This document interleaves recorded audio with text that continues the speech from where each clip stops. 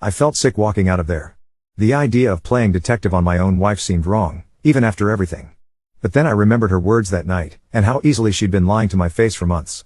Maybe it was time I stopped being naive. I didn't have to wait long. Tuesday evening, she announced she was working late again. "Big presentation tomorrow," she said, not quite meeting my eyes. I nodded and told her I'd handle dinner for the kids. After they were in bed, I did something I never thought I'd do. I drove to her office building. Her car wasn't there. But I knew a 24-hour diner about 10 minutes away where she and David had mentioned grabbing coffee before. I almost turned around twice on the way there, telling myself this was crazy.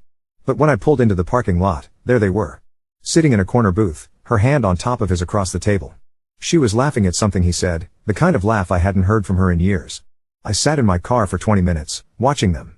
The way she touched his arm when she talked. How she leaned in close when he whispered something. At one point he got up to use the restroom and she watched him walk away with this look on her face, like she was hungry for him. I'd seen that look before, back when we were dating. I'd forgotten she was capable of it. When they finally got up to leave, I started my car and left before they could see me.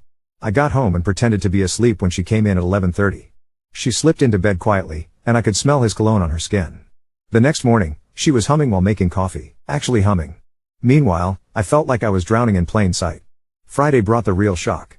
I was doing laundry, her clothes mixed in with mine like always, when I found the receipt in her jacket pocket.